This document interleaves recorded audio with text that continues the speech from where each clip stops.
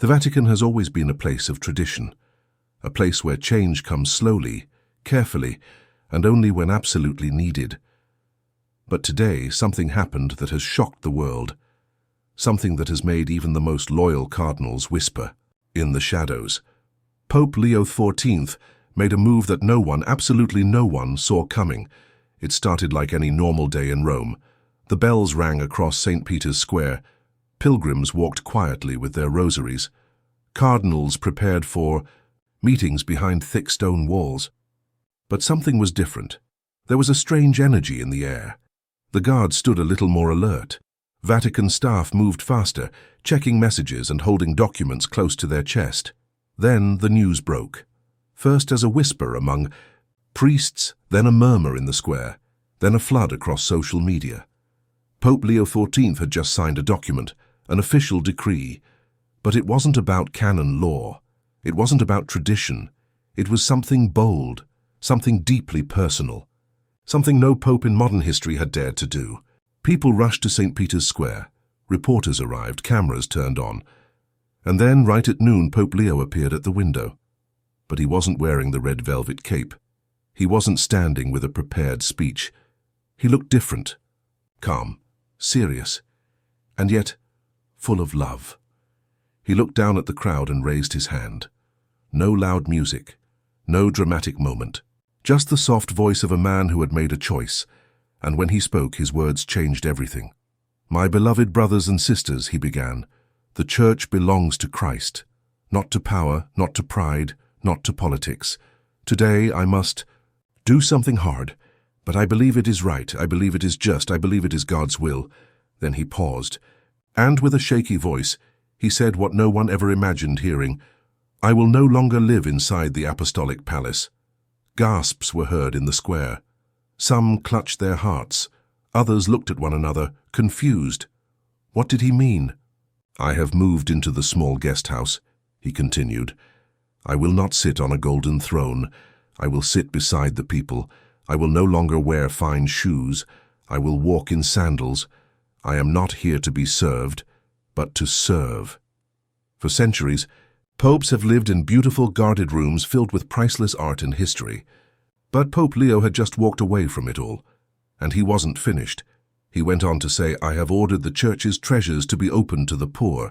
The Vatican will sell some of its gold to build homes, feed children, and care for the sick. This is not a loss, this is our mission." Some people cried, others stood still in shock.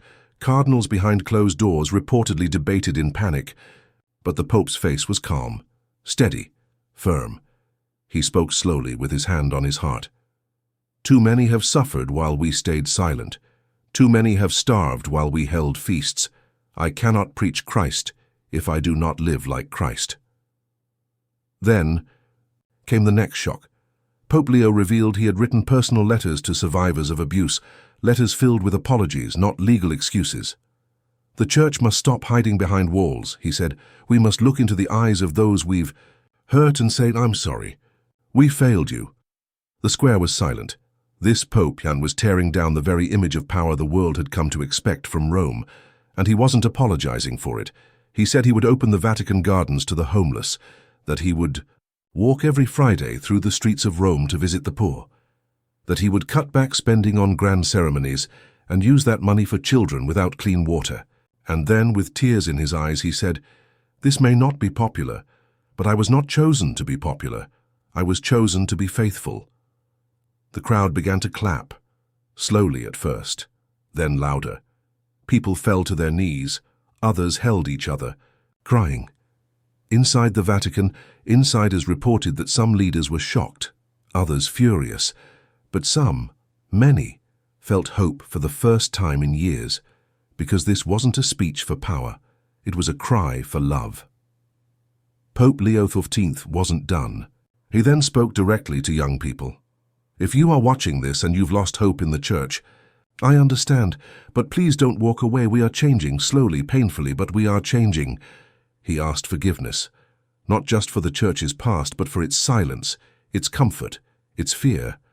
And then he made a final promise. "I will live like Jesus. I will die like Jesus if needed. I will not wear a crown of gold when my Saviour wore a crown of thorns. Then he stepped back from the window, and the bells rang again. This wasn't just a speech, it was a spiritual earthquake.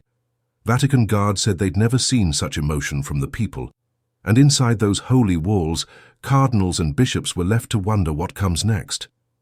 Because the truth is, Pope Leo XIV didn't just change his address, he changed the tone of the entire church. He reminded the world that the power of faith doesn't lie in palaces, robes, or rituals, but in humility, honesty, and the courage to love without limits. People are still trying to understand what just happened. Some are cheering, some are questioning, some are even afraid, but one thing is certain. Pope Leo XIV has started something no one can stop. And whether the world is ready or not, this is the beginning of a different kind of papacy, and it may be exactly what the world needs. As the sun set over Rome that evening, the city felt different. It wasn't just a political shift, it was spiritual. People gathered in prayer circles in the square. Some were silent, others sang hymns softly. Many just stood with their eyes on the window where the Pope had stood just hours before. Inside the Vatican, lights stayed on late into the night. Some said meetings were held behind closed doors, urgent, quiet, and tense. Not everyone agreed with Pope Leo's decision. Some leaders were afraid that his actions would open the church to criticism, confusion, or division. But Pope Leo, he didn't go back to a palace. He walked by himself down the stone hallway to his small room in the guest house. No guards surrounding him, no gold decorations, just a small crucifix on the wall and a single chair in the corner. He prayed. This Pope was not trying to make history. He was simply trying to follow Christ. And sometimes following Christ means leaving comfort behind. The next morning, something unexpected happened. People from across Italy began arriving at the Vatican gates, not to protest, but to help. Young people came with blankets for the homeless. Volunteers asked to clean and serve. One woman, a mother of 4, brought a jar of homemade soup and said, "If the Pope is feeding the hungry, so will I." It was spreading. The Pope's decision had sparked something deep inside. Millions of hearts, something that had been waiting quietly for years. Our desire for faith that was real, a church that was alive, a leadership that wasn't afraid to be vulnerable. In the days that followed, Pope Leo kept moving forward. He visited a refugee center and hugged children who had lost their homes. He asked the Vatican Treasury to publish a full report of its finances. He said clearly, if we are to ask people for trust, we must be transparent. He even asked bishops and cardinals to do personal acts of mercy every week, cleaning, feeding, listening, walking with the poor. Some were surprised, some resisted, but many obeyed. This was not about image anymore, this was about soul. In one of his most private moments, caught on camera by accident, Pope Leo was seen sitting beside an old man with cancer, holding his hand, praying silently. No speeches, no reporters, just compassion, and yet not everyone was happy. Some wealthy donors to the Vatican were beginning to pull back. Some long-time traditionalists said Pope Leo was acting too fast, too recklessly. The Church must stand strong, they argued, not bend to the world. But Pope Leo answered simply, the Church stands strongest when it kneels beside the broken. In a personal letter sent to priests across the world, he wrote, "Do not be afraid to weep. Do not be afraid to touch the wounds of others." The Fahe. Hands of the priest must not be clean, they must be full of mercy. More changes followed. He ordered an investigation into the church's real estate holdings and asked for unused buildings to be turned into shelters and schools. He created a council of young Catholics to advise him directly, not with power but with truth. He removed red tape that had stopped some local churches from helping their communities in real ways. And then, after a silent walk one Sunday, he made another decision. To celebrate Mass not in the Grand Basilica, but in a small broken chapel outside Rome, next to a migrant camp.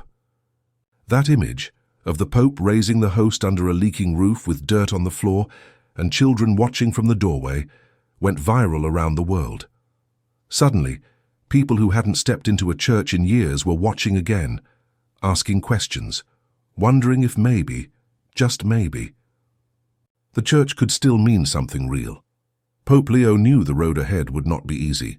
The Vatican is filled with centuries of tradition, history, and politics, but he never wanted power. He only wanted to follow Christ, no matter where that path would lead. He said in one private meeting, "If I am remembered as the Pope who gave everything away to the poor, I will be honored." One night he was seen sweeping the small hallway near his room. When asked why, he smiled and said, "Because no one is too important to serve." And then, on the third Sunday of the month, he held a public prayer service for victims of abuse, not hidden away but on the front steps of St. Peter's Basilica. Survivors stood beside him. He held their hands. He cried with them. He didn't pretend to fix it all. He simply stood with them, as a father should. By now, the Vatican was